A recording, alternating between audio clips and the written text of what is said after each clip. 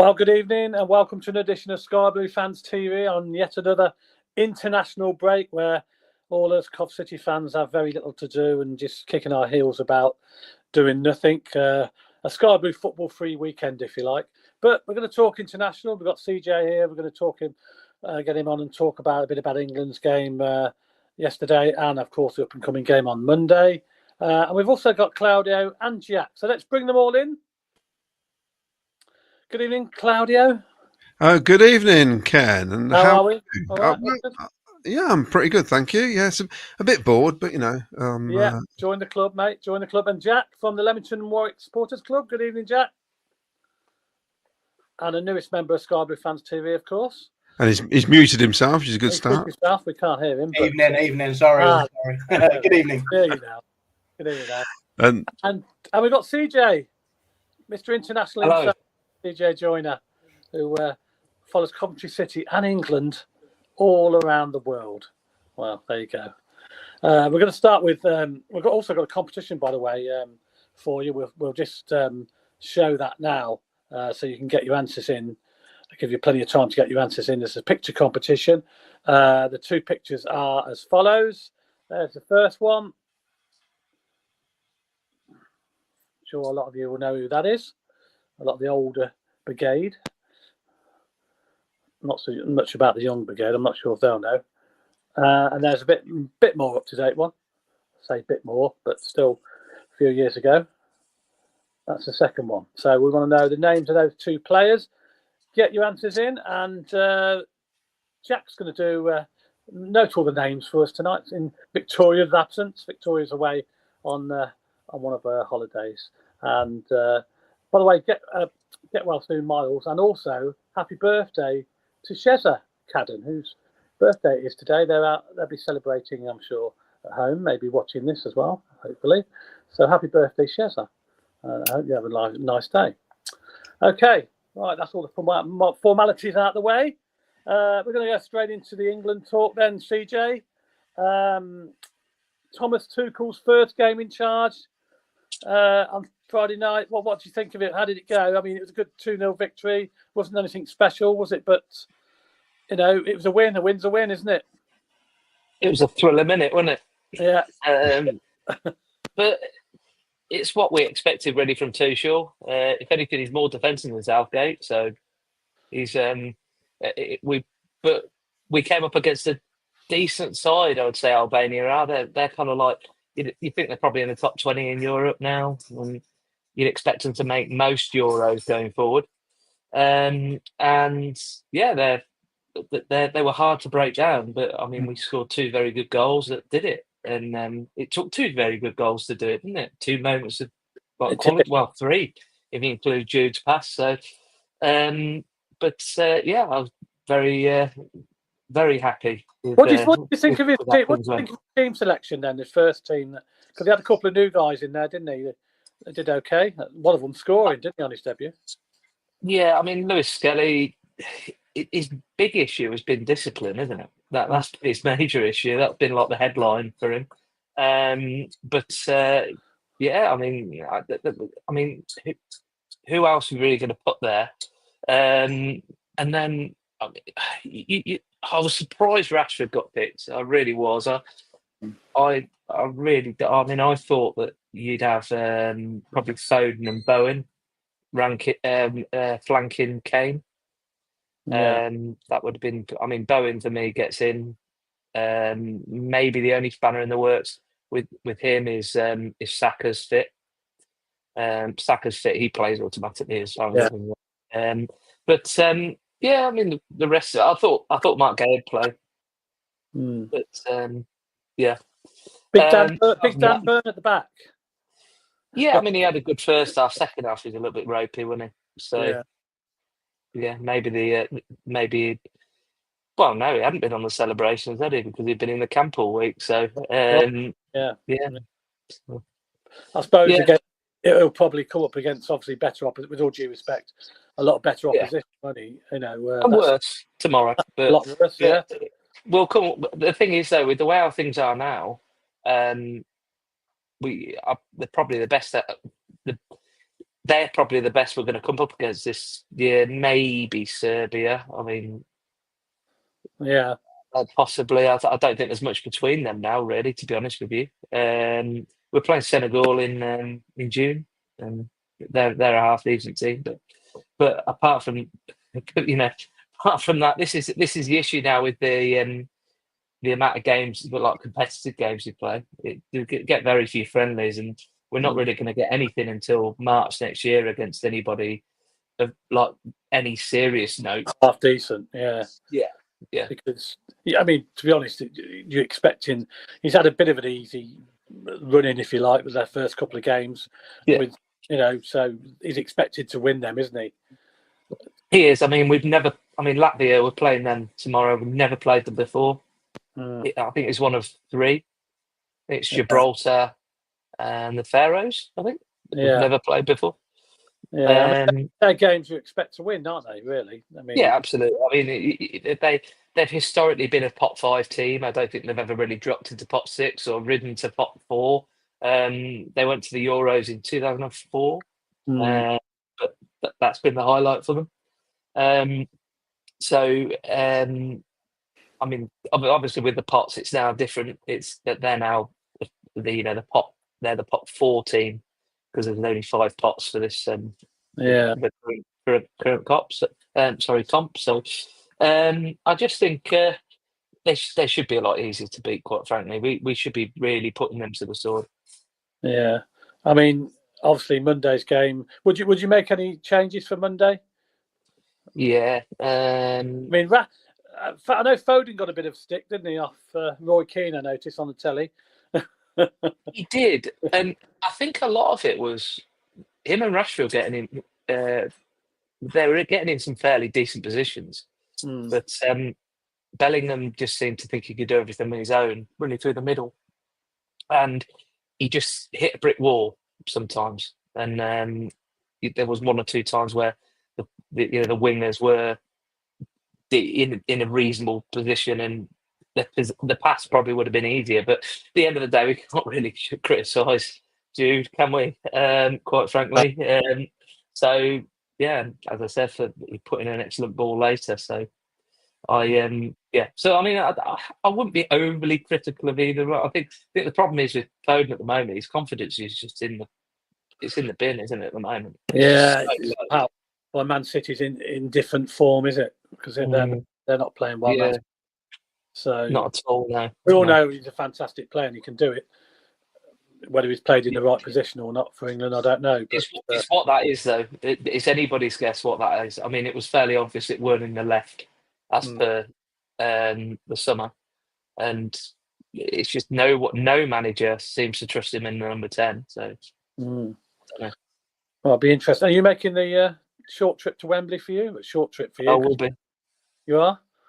Yeah, I will be. Yeah, well, we about an hour. About an hour 45 from here, isn't it, down to there? So. Yeah. Did you watch a game, Claudio? I did actually, yes, I did, and I spotted CJ's legs holding up the flag behind the goal. Yeah, the big Tommy Tuchel flag. Yeah. I did watch it. I mean, England's got a fairly easy group. I mean, the next game's against the Dog and Duck, and then they got the 3 shoes from Bubbenhall after that, and then the Walsgrove Working Men's Club. That's about the standard of the group. And when you say Albania in the top 20, what's happened to European football? That was like the inconvenient game, wasn't it? That you had to go in years ago, like 1980 sort of time. I had friends of mine who used to travel with England then. They used to have to get escorted off the plane to the ground, watch the game, get straight back on the coach, on the plane, home. Because it was a closed shop. Albania was incredible back then. But I watched it. I've got to say, Harry Kane, what a player. What a player. Real finish. I don't understand how people can still criticise him, about how he plays. The way he brought that ball down at sort of shoulder height, 1 touch, looked up, goal. Fantastic. And his whole all-round performance was brilliant. Absolutely brilliant, I thought.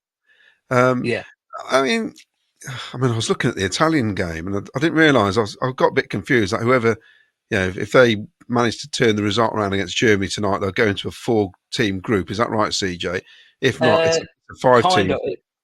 This is the Nations League that they're in. So Yeah, but I it's think the quarterfinals that they're in at the moment. yeah, whoever wins it goes into the 4-team group, and whoever loses it goes into a 5-team group for the World Cup. Oh, yeah, for the qualifiers, yeah, because Yeah, effectively, whoever wins out of the 4 quarters, they play in June in the yeah. semis, final, and third place game. Yeah, so you basically, if Italy lose, they get a slightly harder group than Germany would. But even that, then the groups, Yeah. the big clubs, the big international teams have got to qualify for them. I say got to. Luca laughed when I said we've got to qualify this time. Surely he said he just laughed at me. No, I thought England did what they had to do. It's for a lot of people, international football isn't what it used to be. I mean, I used to love it. I used to absolutely love it, and I think what's changed over the years for me is that all these great players, you see them all the time now. Whereas years ago, it was your chance to see the fancy players from around the world. Well, they're playing in our leagues now, aren't they? And they've been playing over here for 20 years. So you just see them all the time. So it's nothing new, is it, anymore? You know, like the Brazilians, you'd only see the Brazilians when it was the World Cup, you know, unless you watch Spanish football or, you know, because that's where they used to play, really, or in Italy. But I thought England did what they had to do. And if they win every game 2-0, it's happy days, isn't it? You know, it's job done. And as for Tuchel, is it Tuchel or Tuchel? How are we pronouncing this? I've probably said it 3 or 4 different ways. I know. There's a guy who won the League Cup with Newcastle United. Should have been off the England job as far as I'm concerned. It's the most up and coming. I just think it should be an English guy. Nothing to do with him being German. It's actually said when he was appointed. Yeah, I remember you said it's a bit embarrassing, isn't it? Yeah, I just think it should be an English guy because the players are there. They don't need. I don't think they need a lot of coaching, to be honest. In terms of these players are good players. They're no mugs, are they? If anything, I think in the past it's maybe the odd selection that's gone awry. And actually, CJ, what about the return of Henderson? Was that a bit of a surprise to you? Yeah, that was surprising when he was in the squad for me. I think it is surprising. And at first, I thought Wharton really should be the man, but then I thought we've got another 21 Euros to defend. And if you look at that team that's in that under 21 Euros, you think that under 21s team, you think my word, like that's ridiculous. I mean, that's a Champions League level team. So I can kind of see where we're coming from there. And then you got to look at it and think, well, why isn't Trafford in there? Well, why is Beadle? So, but I suppose yeah. I think though that Henderson, Walker's the other big one, isn't it? Those two, I think what's gone under the radar a lot is you look at the previous 4 managers of Carsley, Southgate, Hodgson, and Allardyce. All 4 of those had a huge pool of players that they could pick from that they knew inside and out. They might not be the best players, but they knew that for the first 2 or 3 squads, they could pick them, and knew that they could depend on them. They knew what they were all about. They knew what they were like in the dressing room. Tuchel's got so few that he could pick from, and I think if he's picked 3, Mark Gay is one, Harry Kane and Reece James are obviously the other 2 that he knows a lot more about. But Mark Gay didn't play he didn't play a lot for him at all. But there's very few others that you could look at and say, who could he have actually picked? So I think maybe, I would have, the first man I would have been on the phone to is probably someone like Harry Kane. Said, look, I need a little bit of help here. You're my captain. What would you suggest about this person and this person? And I do get the impression from journalists that are kind of within the camp and so on that those 2 players are very, very, very influential. The other one I'm surprised he didn't pick was Maguire. That does surprise me. I thought that he would probably pick him because he's not been terrible recently. He's probably been above what Man United are at the moment. Yeah, he's improved slightly, hasn't he? Yeah, so that would have been the one for me, maybe, but I can kind of understand why he's done it because he's probably looked at these 2 players, even if he hasn't asked Kane or anyone else. He's probably looked at these 2 players and thought, do you know what? these two players, they've got how many caps have they got? They've won everything at club level. I don't think either of them have got anything that they haven't won at club level. So ultimately, let's bring them in. They've got a huge amount of experience, and they can, they can hopefully do the business for me for a camp, maybe 2 camps. But one of the things that has come up a few times, he has said, every newspaper and every TV interview he's made is, "I'm here for 18 months." Oh, that's interesting. And that's it, isn't it? I'm here for, it's 15 months 16 months in theory. That's what he's here for. He's here to win the World Cup, and then that's it. And I just don't think international football is necessarily his bag, really. He's more hands-on. So, yeah. Well, years ago, if you became an international manager, that was like your last job. Yeah. And now it's not. It's like it's like any other job almost, isn't it? They come in, they do an international job, then go back to league football. But basically, they used to give it to people at the end of their career, basically. Yeah. It's like one of my home pods has just started playing some random music. And has it? Yeah. Is it any good? It's Oasis. Yeah. There's no one else in the lounge, so I don't know what's gone on there. So you better mute it, because we'll get done for copyright, and we won't be able to go out. Just mute it. Yes. You could do a rendition of it, and then we won't have copyright infringements. That's funny. Yeah. Bit of added extra there with a bit of music. Jack, how did you see the game tonight? No, I didn't bother. I watched the highlights Saturday morning before I got out of bed and thought, only 2. Okay, cool, and that was it. Yeah. Like Claudia says, brilliant goal by Kane, and the first one well worked. That pass from Bellingham was sublime, as CJ said. But I would get more excited for Cov under 18s to win than England at the moment. Give me a tournament, I'm well up for it, as everyone else is, but I just can't get excited by England at the moment. Not since the Euros final last year. That's just me. Everyone has their preferences. It's just not for me at the moment. Like the two international breaks we'll have next year before the World Cup, I'll be excited for, because I know what we're building towards, and we'll probably be bottom of the Premier League, and we'll be quite sad. So. At least we've got England to cheer us up, kind of thing. No, joking, but you never know. Good, isn't it? Yeah. Well, I'll be interested. I mean, talking about the manager, CJ. I mean, obviously, it wouldn't have been your choice then, Thomas Tuchel. Who would you have gone for, Eddie Howe?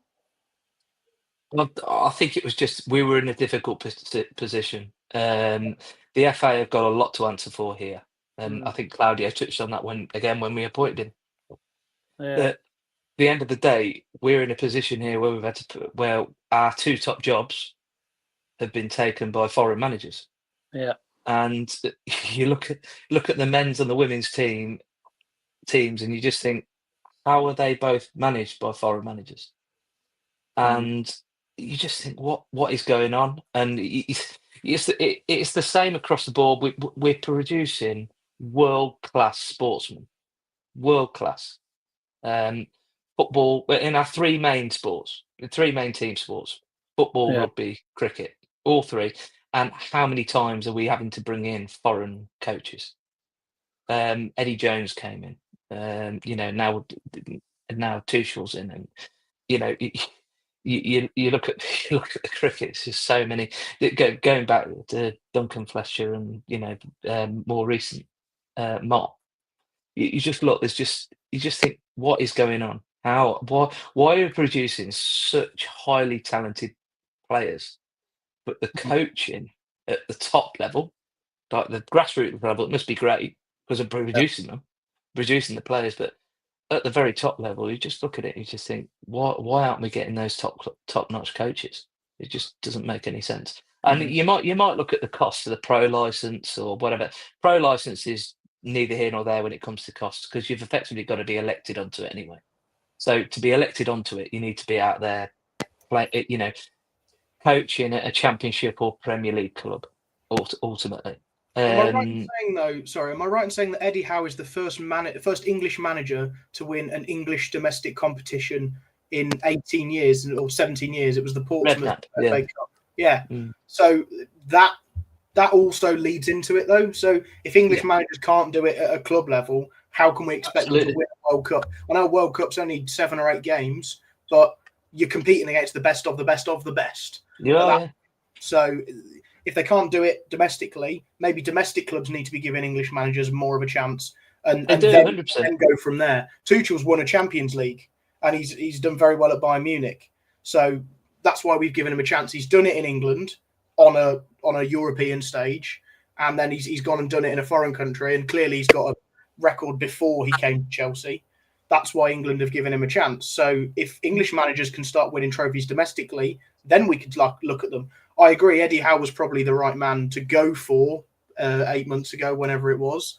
But would he have been tempted away from Newcastle? Probably not. But then he'd have to take a big pay cut.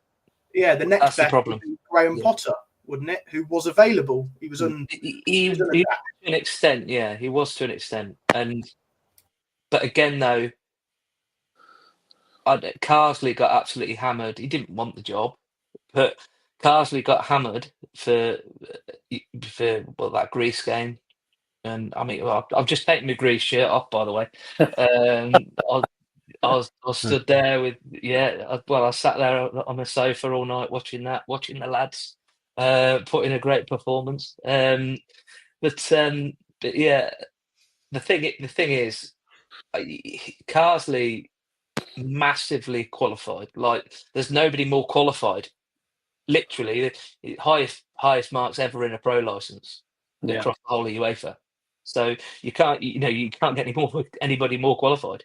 But ultimately, you look at him. He didn't necessarily want the job, and but some people initially wanted Potter over him, and I just thought, what's Potter actually done to warrant the job more than Carsley? What's Potter done to warrant the job over anybody?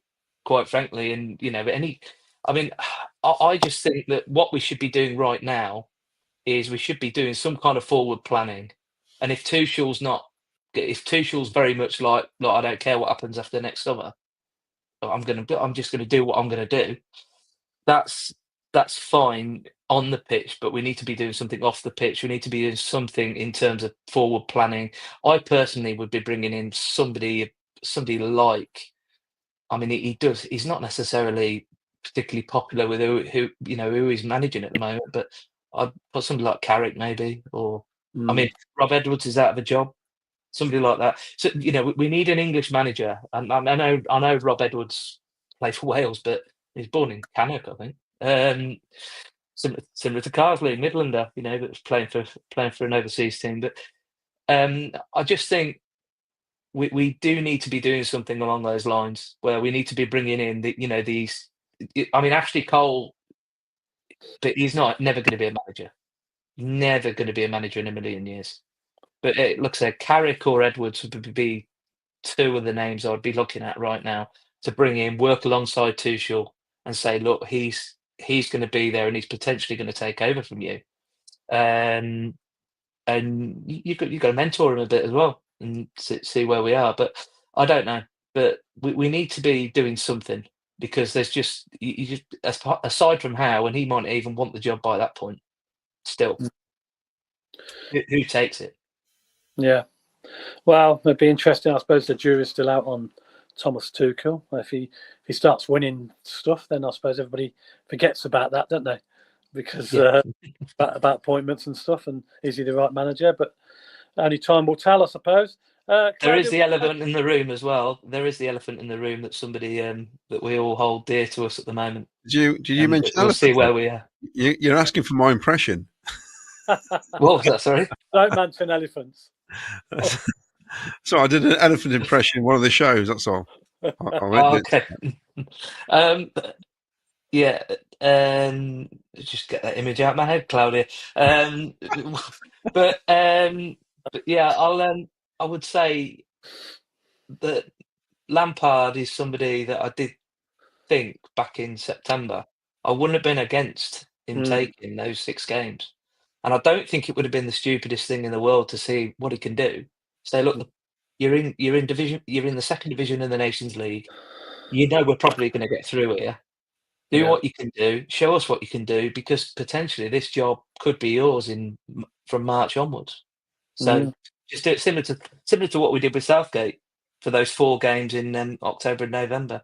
8.5 years ago. So, to be honest, CJ, if he gets us promoted, he can go wherever he wants, as far as I'm concerned. Well, yeah, absolutely, yeah. And I wouldn't have been against that at all. And I just think if he gets us promoted, there's very few English managers out there, again, that's probably more qualified than him to give it a go. Yeah. So, well, hopefully he'll stay with us for a bit if he just gets promoted. Fingers crossed, yeah. Yeah, he'll be with us for a while. Claudio, got loads of comments coming in? Yes, we have. And Assassins Unite, hi all. Life's boring without the Sky Blues, hey? Never mind, 3 points on Friday and Lampard we trust. And he's also put, PS international players have barely played, so no worries there. Paul Cuttyford, he's got an obsession with two-tone at the minute. I don't know why, but two-tone. Too many international breaks, two-tone. The stickers we've got on our YouTube comments. That's how it just shows up for us. All right. Dark Farts, well, that was a boring game yesterday. Nothing happened, no support, no nothing. The lads didn't turn up at all. Yeah, behind closed doors as well. Terrible. Internationals, says Boo Bidwell, equals yawn. Lost interest in England years ago. Gather some slight interest when it comes to tournament. Yawn fest. Wayne Brewerton, even all bring on Friday. And on the up says 4 more wins will do it. Well, we've got a feature coming up, which Jack's going to talk about. Hopefully you'll understand what's going on. Lee Beckett, evening CJ. Hope the family are good. Mark Packham, good evening, guys. Great show. Thank you, Mark. Looking forward to the game on Friday night. I think we can beat them. PUSB. Apparently, I'm meeting up with people at 1 o'clock. Was it 1 o'clock, Jack? I can't remember now. Yeah, something like 1:30 Friday. I might come and join you. It depends. We'll see. But... Yes, that'd be interesting. I'm looking forward to that, actually. Yeah, Scotland lost. My wife called me. She went, "Oh my word, come and look at this." I thought, "Oh no, what's happened now?" I ran in. She went, "Look, Scotland are getting hammered." She was watching the football. Well, they win the first leg 1-0, didn't they? 1-0, yeah. Oh, they are. They just keep on giving, don't they? They keep on giving. No, this is what Miles points out. Hi, Claudio. Clive on CWR. Yes, I was listening. Yeah, I was listening. Didn't seem that bothered that you interviewed Marco Morosi. Nice you upstaged him as he didn't even acknowledge you. 1-0 to you. Well, this is interesting because I thought, right, I'm going to give us a plug. And I thought, and when he said, of course, a lot of people were hoping to talk to Marco Morosi. I thought, oh, he's queued me up beautifully here. And I just said, oh, we interviewed him on this channel. And he just didn't like that at all. And he kind of spoke over me when I tried to mention the Sky Blue podcast, the history podcast as well with Jim, when he was doing the 5 goalkeepers. So, yeah more strength to us, I think. And of course, we got Matty Godden coming. I watched the Charlton Peterborough game, thinking yesterday I was watching it while I was constructing my new desk, which I've got here actually. Which took, I learnt some new swear words yesterday afternoon. I'll tell you. Flat pack furniture. Oh, it always says there's 2 people to assemble, and really you need about 4 of you trying to hold the thing together. Anyway, so I watched the Peterborough Charlton game, and I thought Matty, he could have scored after about 5 seconds, right at the start. And I've got to say, yeah, and also I know the chairman of, is he the owner or chairman? He's the owner, isn't he? Both, yeah. He really bigs up his players at times. I listened to his podcast thinking, here we go again. He's trying to flog some. I've got to say, 2 of the ones he mentioned looked really good yesterday. I know it was League One, but I'm thinking, well, EMC, who's the one in Saudi now as well. He came from there. Matty got them from there as well, didn't we? Yeah, exactly. So who's in Saudi? Who's the who? Sorry, Tony. Yeah, sorry, he was from there. And he's bigged up all these players, and I'm thinking, well, if there's a couple more, where have them? Because they looked all right. Should be near full strength, says Assassins Unite for Friday. Hopefully. Lee Dan. Evening. Now Wright is back. I believe it gives us pace up front, which should see us to the playoffs. Also, can I ask why don't we pass around our large Cov banner we had at Wembley? Increases unity. Oh, I'll tell you what. I'm going to message Jody Jones. I don't know why we don't do that. Who actually looks after that? Who that flag, that big flag? It's probably in an office somewhere that they don't know where it is. We should have like a big massive elephant one with some sort of knight on the back of it, looking all aggressive. You know, it's like an ultras thing. Let's go for it. Something a bit mad, you know. Just put it down the kids' end, the family stand. That'd be quite funny, wouldn't it? Where are we? Colin Branfield. I'm saying 1-1 on Friday, but I hope we can win and keep the same team to start with. Well, I hope you're enjoying your mug, Colin, now that it's finally arrived. Yes, I personally delivered it. Yeah. Yes. Good evening, Peter Zolan says. Oh, good evening all. Can't wait to go to Sheffield on Friday. I think we have a great chance as long as we're on our A game. Pete Sears. 11 games, including our playoff final, yes. Can you imagine? Assassins Unite. Yes, bring the City banner back and balloons, as much colour as we can for the final 8 league games, then on to the playoffs. Lee Tan. I wasn't. Claudia looks bored chatting about England. No, I was just basically concentrating because we've had so many issues lately with sound and stuff. I think tonight, in the first time in weeks, it sounds pretty good. I'm quite happy tonight. So far, so good, Claudia. Yeah, we've been working hard behind the scenes trying to get things right. Our technical department are working behind, 24/7. The correct intro was tonight as well, unlike the last time I was on. So, yes. It's our bugbear because we try to deliver as best as we can, basically, because it is frustrating if it's not right. The atmosphere at England games sounds like a stadium full of kids, according to Aaron Thomas. Yeah, it was, wasn't it? I suppose to give a lot of free tickets away, do they, to the schools and that? No, not really, to be honest with you. Not as much as they should. But, I mean, they actually report the people actually in the stadium rather than, like, it's an EFL and Premier League rule. They have to report the amount sold. Yeah. So that's why you look around sometimes and think, what? Well, amount issued, actually. So even the ones that they give away, they have to include. But the UEFA is different. It's like the amount actually in the stadium. So it was a sellout on Friday. Yeah. Really? It was sold out within 10 minutes of the second sale window. Do you think, though? I know people want to play at Wembley, but why don't they do like the Germans do? Italy do it.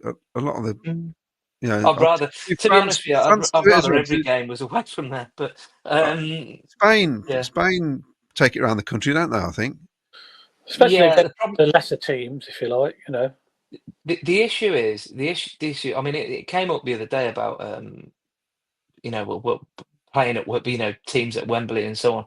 And the thing is, with regards to Wembley, it's got 90,000 seats, and we're getting 82,000 for a game against Albania.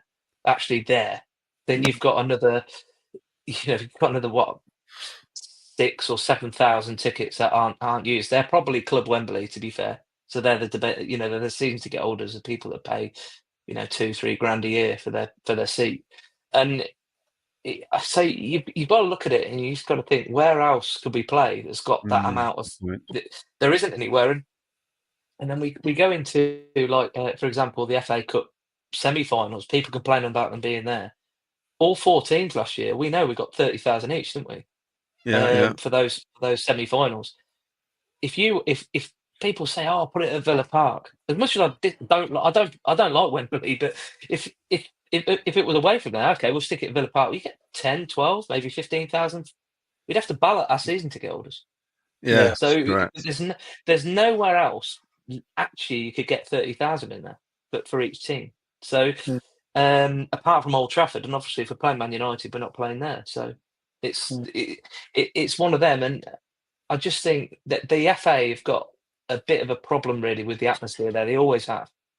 And I think with the allocation tickets, England are the exception. They get huge crowds for the all qualifiers and friendlies as well.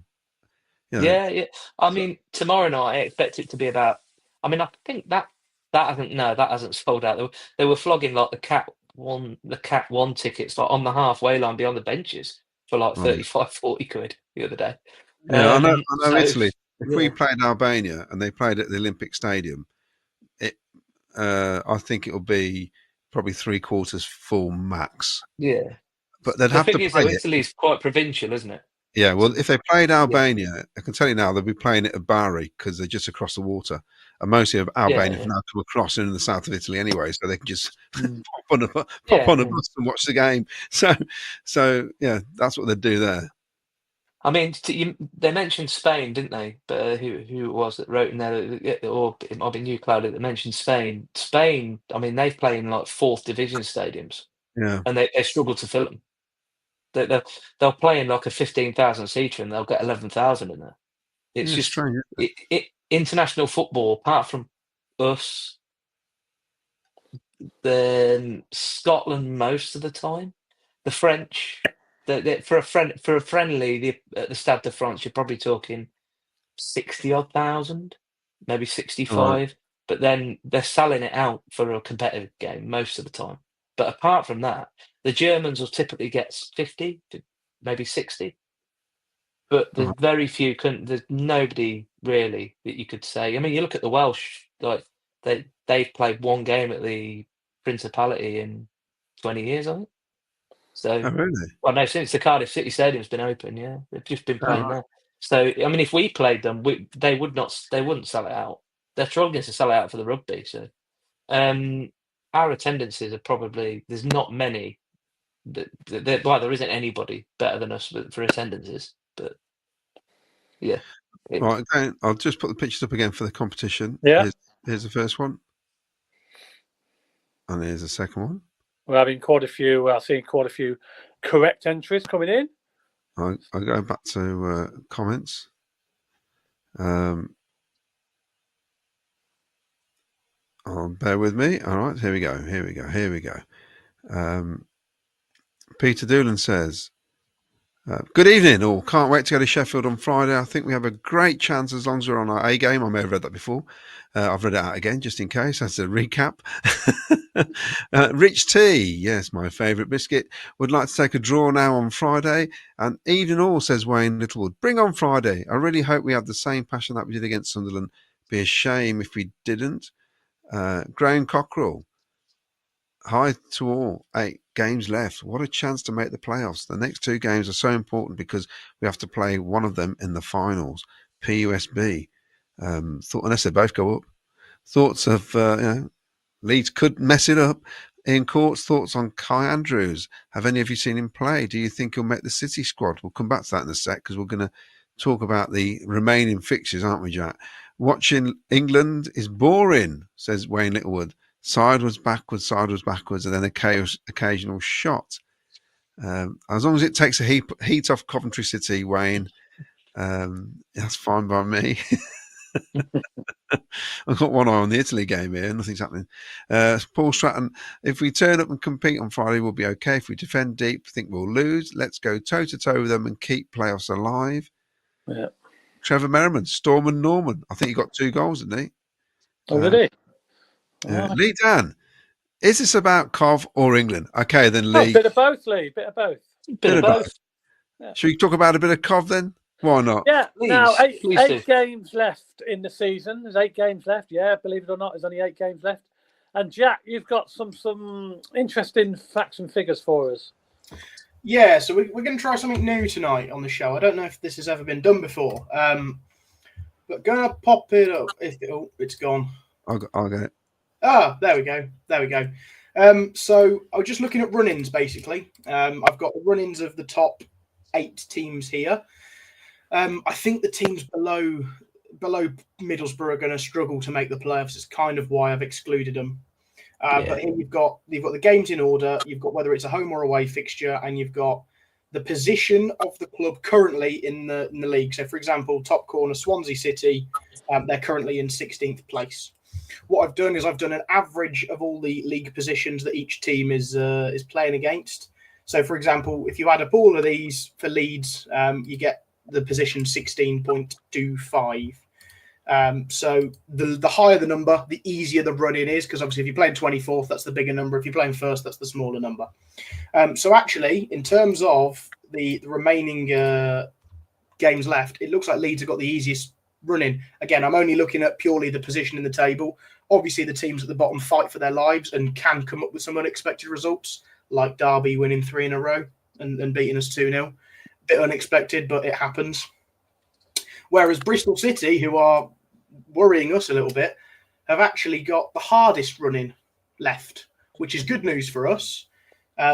However, West Brom have got a slightly easier run-in than us. Slightly, but we obviously play them, and Bristol City play them as well. So Middlesbrough have got an easier run-in than both West Brom and ourselves as well. That's just from what I'm looking at. And it looks like Burnley have got an easier run-in than Sheffield United. Sorry, that's the wrong way. Harder running. I'm getting myself confused here.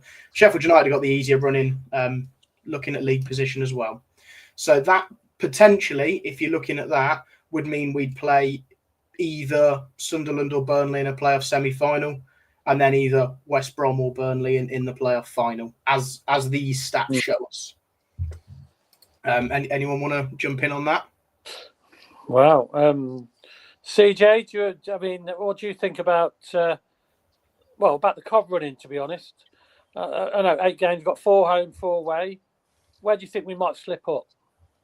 If we do. I mean, us Sunderland and West Brom, you can't get any more. Sheffield United, actually, you can't really, and Middlesbrough, you can't really get much more average than that, can you? So there's 24 places in the league, and we're all in and around sort of 11 to 13, 11, 12, 13, aren't we? So in theory, yes, we've all got a good mix, really. I think. Do you know what? I mean, you look at the players at the support of it. I was at the Nuneaton and Better supporters event, and they all mentioned about Middlesbrough. If they could pick one game to kickstart the start of the season, it'd be Middlesbrough. Just simply because of the record we've had a bit against them recently. I just look at it. I mean, we've got those 2 tough ones coming. Pompey are very good at home, aren't they? Very good at home. They're like 8th in the league, I think, at home, or 9th maybe. But you look where they are in the league, it shows how poor they are away. So I mean, we should really be beating them. We should be beating Hull. I know we're playing them away. West Brom, we've got to beat them at some point. Yeah. We'll get a decent result against them at some point. But really, if we're 5th and they're 6th or 7th, you take a draw because it means they're not gaining anything on us. Yeah. Plymouth, really, we should be, everybody should be beating them, really. The same as Luton to an extent. And then I can see the Middlesbrough game being a bit of a nothing game, really, potentially. I'm that confident at the moment that we're going to finish in the playoffs. We could have a scenario, Luton away. We could actually relegate them, believe it or not. That's why I think it's going to be moved. Yeah. I think it's prime. Sky will be looking at that thinking there's a lot of narrative there that we even if we get a draw against them, that could possibly be enough if it means that there's a certain amount of points there in between 21st and them and what 7th and us. So so you just with that, I'm almost certain that'll be moved. And interestingly, Luton Town have actually got a huge say on who gets the playoffs because they're playing Bristol City in game number 6, they're playing us in game number 7, and they're playing West Brom in game number 8. So in theory, if you're looking at league position only, Luton should be losing all 3 of those games. But not only could they have a massive say with themselves staying in this division, they could also have a massive say on who gets in the playoffs, literally facing the 3 teams that are looking most likely to get there at the moment. Yeah. We need to get at least 10 points from our home matches, those 4 games. So, and that leaves us maybe 1 win away from home or something. These next 2 games will not define what happens come that Middlesbrough match because, they're tough matches, and the chances are I wouldn't be looking at these two games thinking we have to win these. Great if we do, but I don't think even if we only got a point from them both, or if we lost both, we still won't be out of the running. You know, it's not going to be as bad as we think. Well, that's an interesting segue on points, because I'm hoping to get a bit of comment participation here, and from the panel as well. I've filled in all of the games of the remaining top 8, not us, with wins, draws, and losses. And again, it is purely guesswork, except obviously the Sheffield United game, the Burnley game, the West Brom, and the Middlesbrough game. We will play them, so I've not filled those in because we don't know how we're going to do. So I want some comment participation, if possible, everyone. Just put a W, a D, or an L in the comments to just say whether you think we're going to win, lose, or draw. I'll try and quickly run through the 8 games. That one shouldn't be in there. And then hopefully this little table will auto-fill and show us where we will finish, hopefully. So Sheffield United game, how do we all think we're going to do, and what do the panel think as well? Okay, I'll go first. I think we'll win. Yeah. Oh, I'll go draw. I think we'll lose it. Okay. So that's an average of a draw. Draw, win in the comments. Couple of answers. Draw, loss, win. It's looking like an average of a draw. A couple more wins. We'll go draw. That's looking like an average. Okay, Burnley at home. Ken? Win. Claudio? I think we'll draw that one as well. CJ? Because it's at home, I can see it's draw. Draw. It'd be 0-0, wouldn't it? It will be. Fair enough. We've got a couple of wins, couple of draws, couple of losses. Sorry, you just gone 1-0 down, Claudio. Win, draw, loss. It's hard to tell. I'll go draw. It looks more like draws again. Portsmouth at home midweek. Ken, what do you think? Well, we've got to be looking at maximum point. We've got to be looking to a win there. Definitely. Yeah, Claudio? Definite win. CJ? Plain sweet. Yeah. Yeah, fair enough. No one's put a comment in yet for that one. One comment saying a win. It's got to be a win, hasn't it? It's got to be a win. Hull City away. Do you think we could be looking? Oh, there we go. They're all flooding in. W's everywhere. Hull away. Ken, do you think? I'm going to go for a draw there. Hull. It's a difficult game, I think. Okay, Claudio. Yeah, Hull still. They're in trouble, aren't they? Still, are they? They've had a good little run recently. And they've had a few home wins, but their home form is dreadful. Is it the worst in the league? They are worst in the league, but they've had three wins out of 4, but they've played teams in the bottom 8 to do that. Oh, interesting. So they have the worst home form in the league. Out of all the away games left, this is the one I think we could win. So I'm going for a win. CJ? Yeah, win. Yeah, W's everywhere in the chat as well. Excellent. I think back to 15 years ago. I know it means absolutely nothing, right, frankly, but we won one game away, didn't we? And it was there. Didn't we win 2-0, I think? I think so. Yeah. But right, West Brom at home. This could be the big 6-pointer that could define where we finish in the league. What does everyone think to West Brom at home? Can we finally do it, Ken? Yes, definitely. We're going to win this one. Got to. Okay, Claudio? I'm going for another draw. Oh, you're sitting on the fence. There's a few draws agreeing with you in the comments. CJ, what do you think? Draw. Got to be positive. Trust me, that's being positive. But again, like CJ said, if we're 5th and they're 6th or 7th and we've got a 3-point gap, a draw's a good result. Yeah, as long as we don't lose. Yeah, we don't lose ground on them, which is fine. A lot of draws in the comments, a couple of wins and losses, but we'll go draw for that one. Plymouth away, rock bottom of the championship. Banana skin, Ken, or easy win? Absolute banana skin. Draw. Claudio? Guess what I'm going to say? I actually think, this is a tough one. Depends how bad they are and what's the situation. I think we'll lose there. I really think it's a massive banana skin, that Plymouth game. They're quite good at home. I think we'll lose there. And CJ? Win. Win.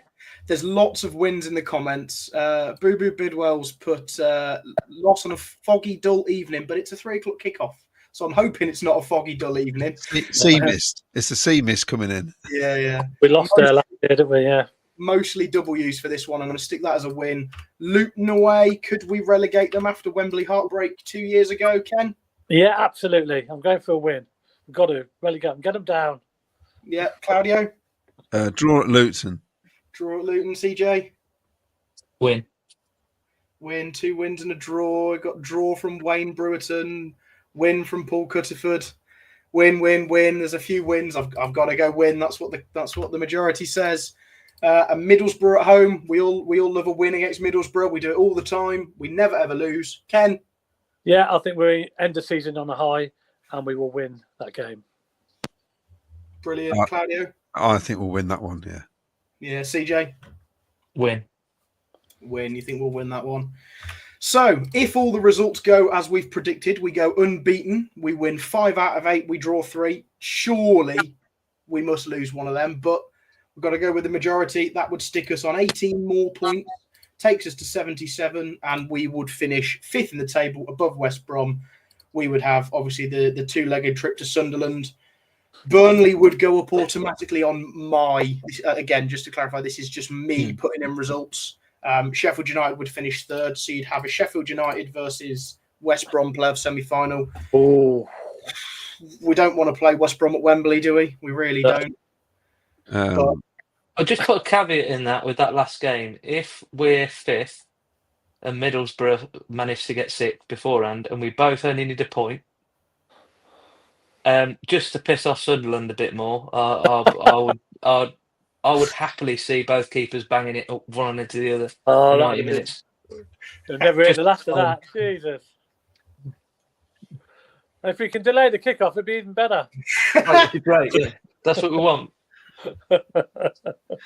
And of course, if you listen to my latest history podcast with Jim Brown, we talk about Sunderland and how we like to play them, and we even discussed in length about that game with Bristol City. And there's a lot of urban myths around that game. Yeah. It's worth a listen, I would say. What I will say as well about this little metric I've put together, there's a lot of wins and draws for the teams in the top 8. Basically, I've tried to be as kind to everyone as possible and say, on paper, should they win and gone with it. So, like, look at game 6. It's, it's 1, 2, 3, 7 wins and 1 loss for Sheffield, and that's against Burnley. So I've been very kind. There's 7 wins in this one. There's 7 wins here. I've been very, very kind to these teams. So I'm basically expecting all of the teams in the top 8 to just keep winning. And it just means we've got to keep winning. And if we do like you've all said in the comments, then we'll get 5th and it's happy days. So thank you for everyone for great participation. There's a lot of involvement there, which is great. And let's hope we make 2-0 Claudio. Yeah, and thank you for putting it together, Jack. It's well done now. No worries. Spent all your time putting that together. That's a nice little insight. Loads of comments, Claudio. Yes, I'll get this one. I've made his job very difficult now because there's just W's, D's, and L's everywhere. Yeah. Loads of correct entries for the. Let's just before you do this. There's a competition. Here's the 2 players if you haven't seen them. There's one, and there's the other. Just name them, please, in the comments, and you'll go into a draw to win yourself Sky Blue Fans TV mug. Do you know, Miles is going to watch this back and see like 400 comments and think, wow, what a show. And it's just WDL. So, Boo Boo Bidwell. BBC local journalism is dead and dying. My brother-in-law just retired as the BBC South Today reporter and says it's really struggling. They can't compete with citizen journalism such as this show on YouTube. Which is why they've started doing these fan casts and stuff they're doing, getting more people involved.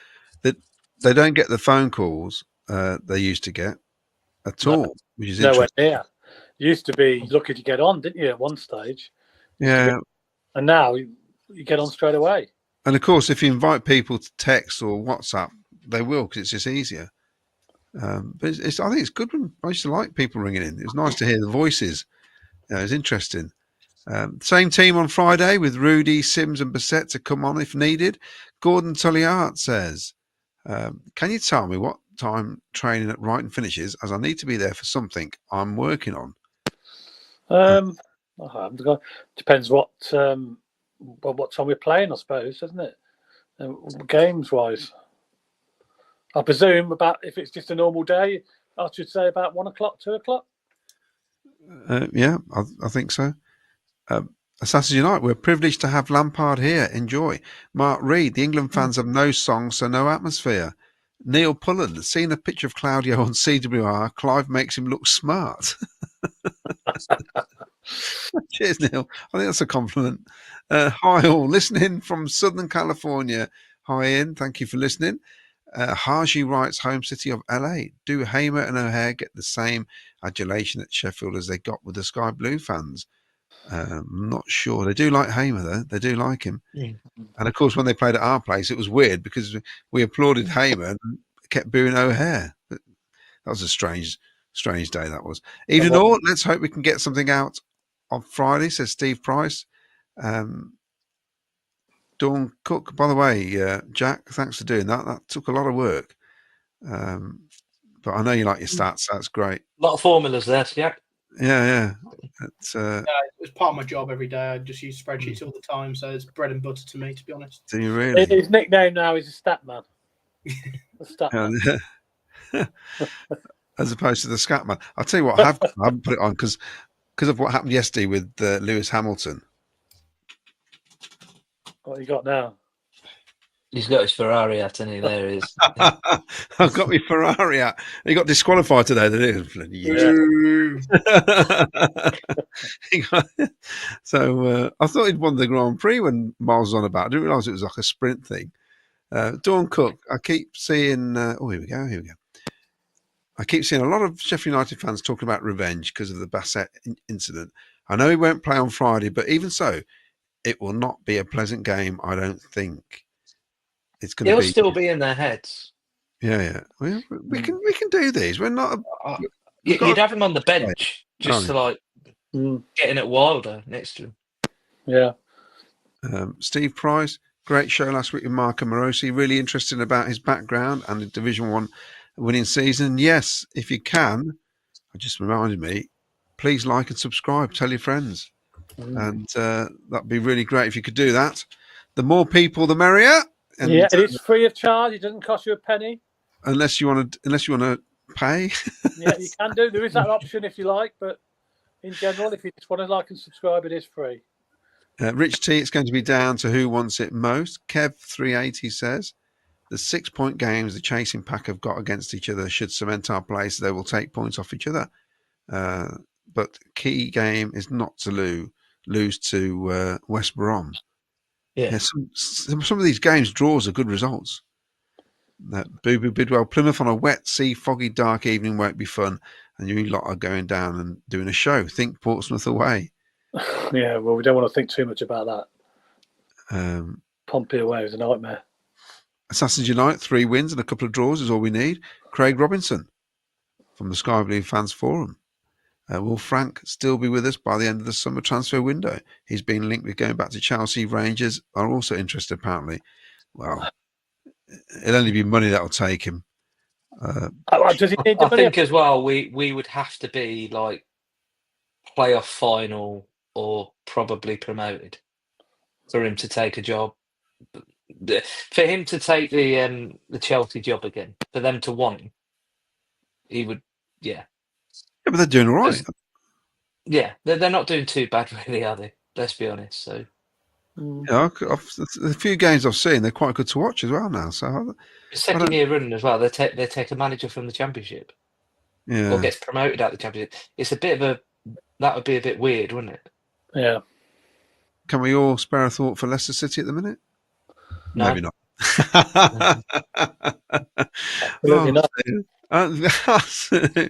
It just brightens up my Saturday when I see their results at the minute. It's just unbelievable.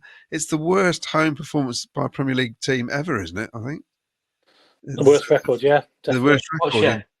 Yeah, that the recent run they've had. Oh dear, I think it's hilarious. I absolutely think it's hilarious. I really fancy us to put Burnley away, especially if we score first. I think they will come for us for a 0-0, as they usually do against the better footballing sides. Yeah, I think the key with Burnley is to score first, because I know they've had some decent results recently in terms of scoring goals, but that is unusual this season. You know, if you get your noses in front, you've got a chance. You're right about Look what Preston did to them in the cup. Was it Preston? Yeah, it was, wasn't it? Preston. Yeah.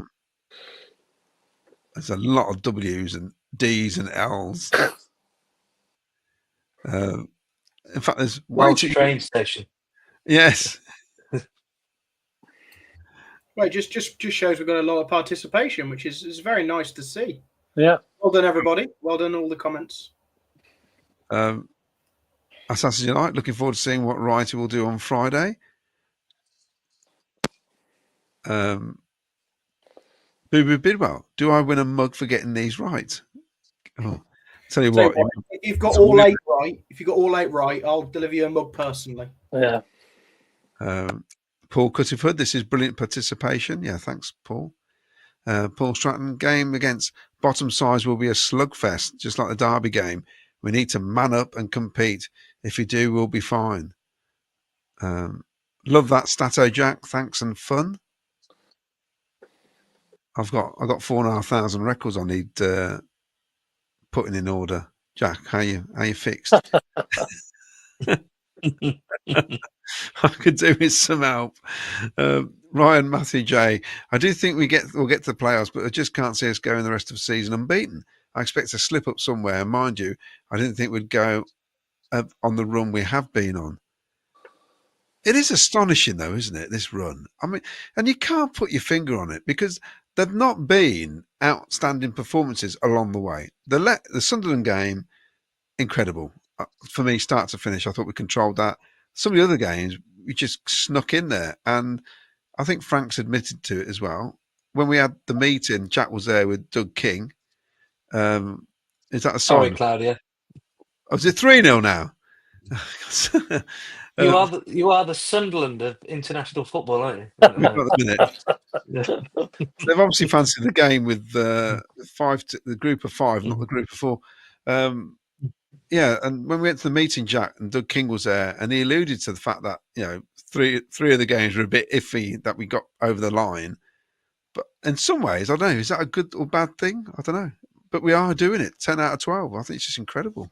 Yeah, and sometimes you do need a little bit of luck to win games, and we've had a lot of bad luck in the past, so it's nice to have a little bit of good luck sometimes, isn't it? I mean, and it's just good. It's good to see. It's good to see.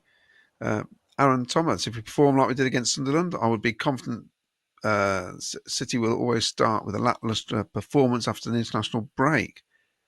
Rested players, good option, says back on track. On the bench, it don't look too bad. I mean, maybe what Doug was saying is probably right. There's obviously issues before Frank Lampard came on the scene and his coaching staff that sorry to go on about that meeting, but he did say, didn't he, Jack, that he felt it wasn't right behind the scenes. He said that himself.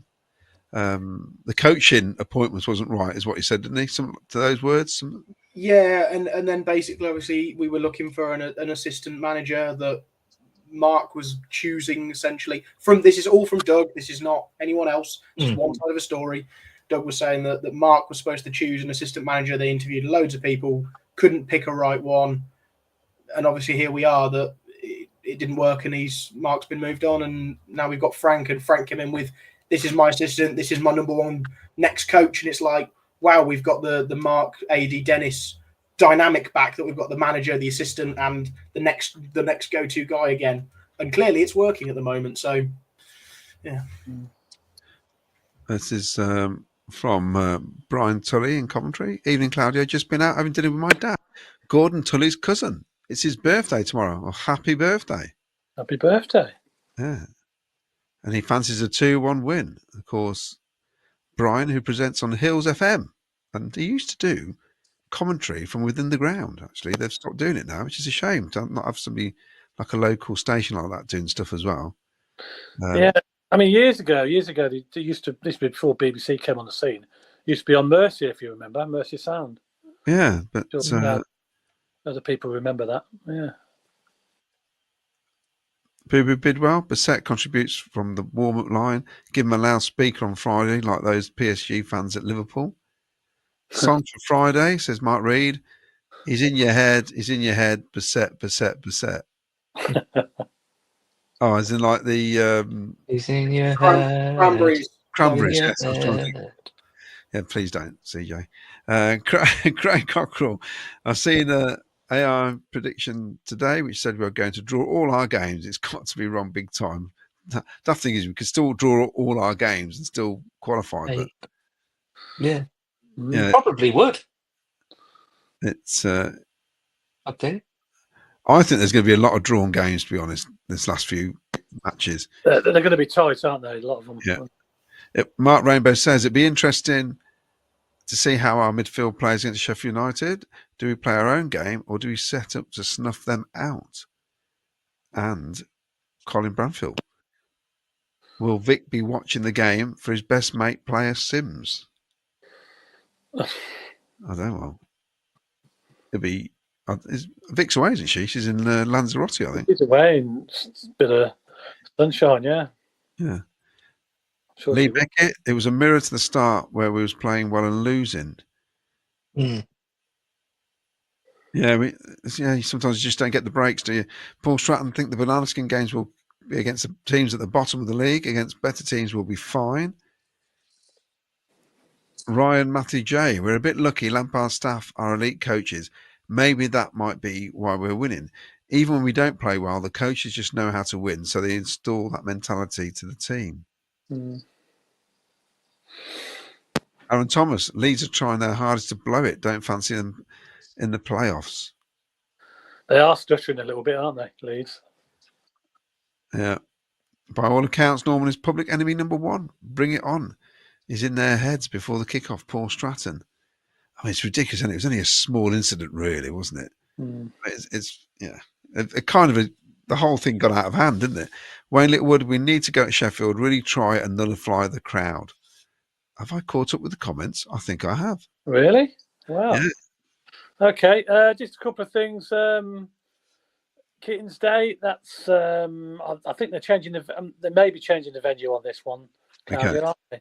I believe. Yeah, I think so, yeah. Yeah, obviously, 14th of June. At the moment, it's Daimler Green, 11 o'clock start, but that could change. So if you're not doing much that day, get down and support the family for very good cause. It'd be very, very big Coventry fan it was as well. Very sad situation that was. And I want your views on this. Do you like this new top that's come out? I know it's Hadji with his match ball in Man of the Match. CJ, do you like this new Hummel retro 90s top? It seems a bit. I don't know. One of the things that seems to bother me about it is the crest is on the right hand side. Yeah, I thought that the crest is on the opposite side. Yeah, which to me it just seems strange. Yeah. Team wears typically crest on the right of the shorts or trousers, and then left on the shirt or jacket. But yeah, I don't know. I do kind of like. I can't see it being the sort of thing I buy myself, but it's a bit in your face. A bit very sort of shell suit like from the 90s, isn't it? That sort the of trousers. I like the swim shorts. Look good.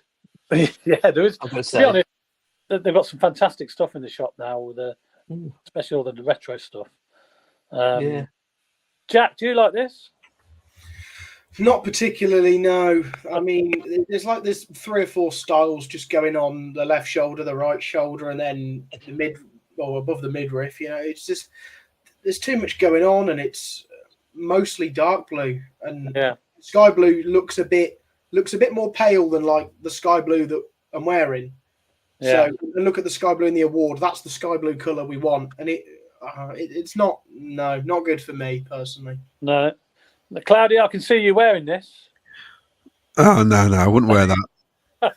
That's no, I don't like those sort of tops. There's too much going on. There's a lot of stripes on there, isn't there, and stuff. A lot of people like it. A lot of people love it. A lot of people. I think if they replace the stripes for like sky blue, yes, and the left-hand side of the collar that's sky blue, if that was navy, so that was like a V, navy V, and then it was sky blue on the shoulder, and that's the shoulder that had the badge on. Put the crest. I'd be more fond of it. Yeah. Yes, I agree. But I don't remember that back in the day, anyway. No. Well, I don't know if we actually had that. I mean, Hummel used to do sort of tracksuits like that. I don't know whether we had one quite like that, but there was a few knocking around like that. I'm not sure whether we had one like that, but it's very much in your face, and it's £50 by the way if you are interested in buying it. And I think that's £60 and £50 for the bottoms. I think something like that. Ever the positive Wayne as well, by the way. Wayne.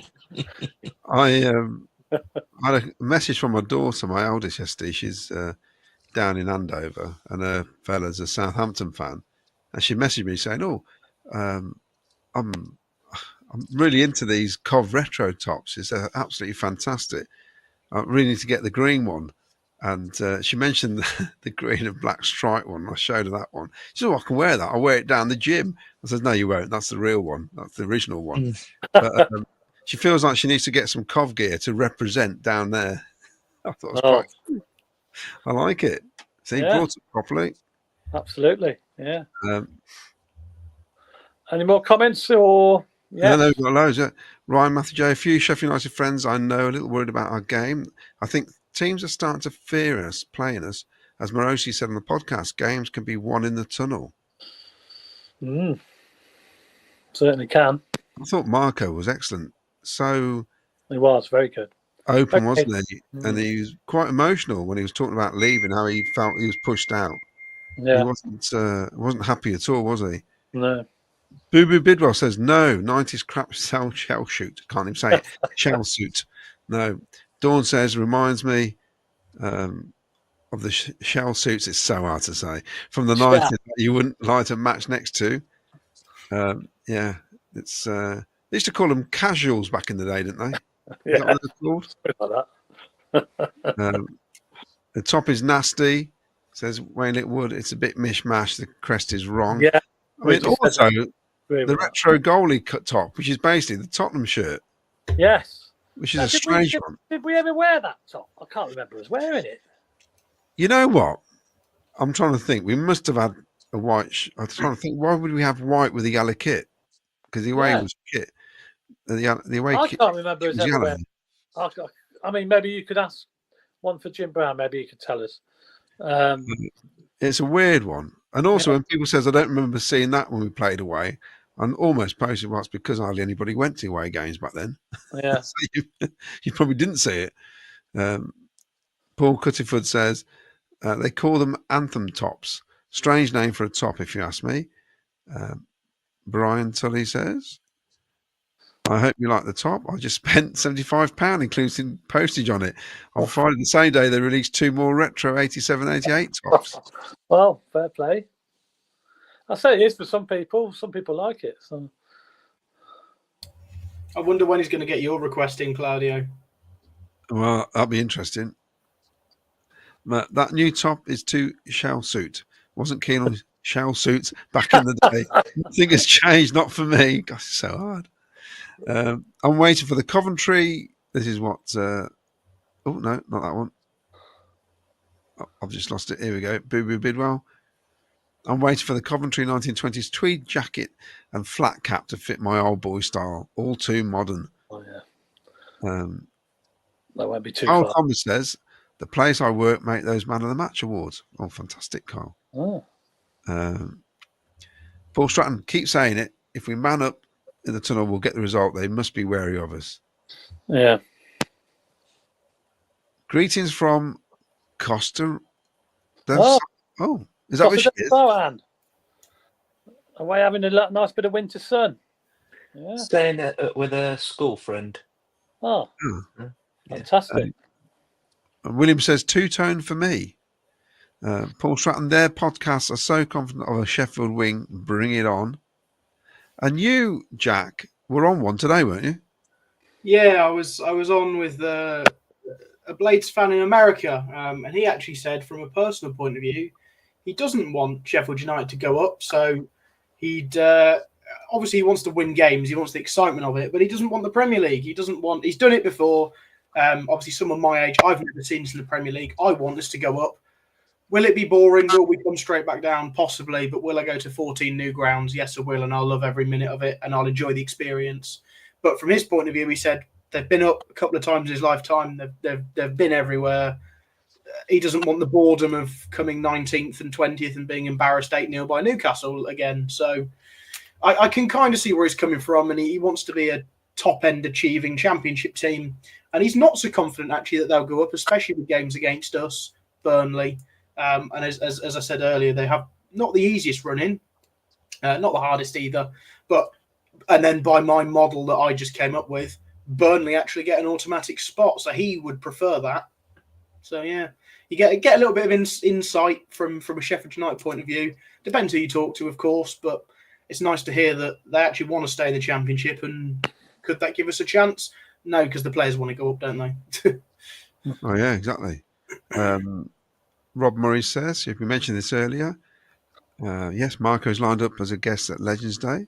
Mark Reed says, does Josh Eccles play on Friday? He had O'Hare in his pocket last game. From what I hear, Josh Eccles might not be playing at all. No. So, it's out for the season, isn't it? Well, that's the rumour. While we're hearing this, he must have picked. It must be a bad injury if he's going to be out for the rest of the season. Something with his calf, apparently. Brian Tully, the badges of the original pony shirts were produced at a weaving factory in Cash's Lane in Coventry. That's right.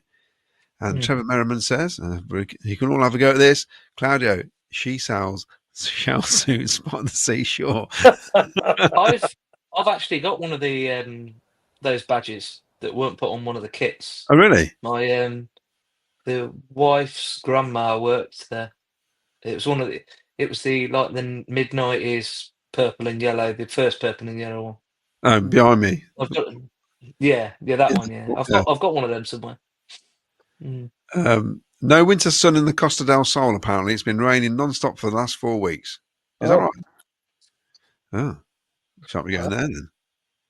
And the women's El Clasico today, and I know it's a bit far. I'm in Barca, so yeah, it's not too far away. But it was hailing earlier. Hailing, blimey. Yeah. Brian telling Coventry, I'm currently wearing the Chinese New Year training top. Oh, and yeah, that's the footage snaky one, isn't it? Yeah, I've seen that. And this is the Scandinavian Appreciation Society. And look at that fantastic flag. Look, it's mixed all the flags in there. Look, that's very clever. I agree. Harry Kane's goal was very good. Great control, great finish, almost as good as Gyökeres. Right, I've caught up with the comments yet again, Ken. Yeah, okay. A couple of little things. Micky Quinn, of course. We're hosting this night down at the Walsgrave Working Men's Club, Friday, May the 2nd, 7 o'clock. Only £10 entry. There'll be a quiz, raffle prizes, and a lot of fantastic stories, I'm sure, from Micky Quinn. And I believe it's his birthday as well on that night. So you come along and wish him happy birthday. It'll be a good night. It's only a tenner. So, yeah, pop down Walsgrave Working Men's Club. And the team are making their way down to Plymouth. And we're live at the Moxie Hotel in Plymouth on Sunday, the 20th of April from 7:30 p.m. Come and join us. We'll have some Plymouth fans there. We'll have some Cov fans. And we'll be chatting around the table about the game on the Monday, the Bank Holiday Monday, Plymouth away. And then we'll be going out on the Saturday night for a few drinks. So you can come and join us as well. So that's the Moxie Hotel in Plymouth. So come and join us by all. Coach travel for them away games. You're going to Sheffield on Friday. If you haven't got a coach yet, you can book your travel with ccfctravel.co.uk. They do all the away games. And of course, parking, home and away. You can park your car safely, off-street parking at coventryparking.co.uk. Go to that website and they'll give you all the details and prices, etc. Okay. Claudia, you caught up with all the messages, did you say? I have. Should we put the picture up one more time? I'll put it up. Yeah, go on then. This is a quiz. This is number one. quiz. There's one for the older generation, and there's a bit more modern. Still a few years ago though. So Jack's struggling on both, weren't you, Jack? And you're muted. Yeah, no idea on either. Sorry. I know the answers because I'm taking down the correct ones, but yeah, I would never ever have known either of them. Sorry to anyone that's over the age of 25. I'm sure CJ knows the answers, don't you? But don't say. You got a good idea, I'm sure. Yeah. I got a comment here from Craig Robinson. All the Sky Blue players should wink at the Sheffield United players in the tunnel, get their backs up. It certainly would, yeah. Absolutely. Brian Tully says, I used to listen to CJ's England updates on CWR with Rob last summer. Yes. So, looking forwards then, I mean, I know we'll talk about Sheffield on Thursday, but for those who won't be watching the programme on Thursday, should we sort of maybe quickly discuss what we think we should do team-wise? I mean, I think personally, you're asking me about team selection for Friday night. I think you should go and change. I think we were absolutely superb against Sunderland. Probably the best we've played all season, complete team performance. And I don't see any reason to change that team unless there's an injury. Yeah, agreed. Jack? Yeah, I completely agree. I think that starting 11 should be exactly the same. I kind of get why people say maybe we should try and go man for man against Sheffield like we did in the home game, sort of closer to what we did in the home game in November. But why, when we've got an identity, when we've got a system, and we've got a personnel that work in every position, keep it the same. Obviously, if this rumour to Eccles of being injured is true, we could have Rodoni come back on the bench. There's rumours that this is supposed to be where he's coming back, and obviously he was in the crowd against Derby, so we don't know for certain. But it would be a nice replacement on the bench anyway if that is true. Yeah. What about you, CJ? I'll keep it the same. I was thinking one of the things that maybe would be interesting to see who's been called up for Sheffield United, and I think they've only got Peck that's been called up. So for I think it's the 20s, England 20s. He played.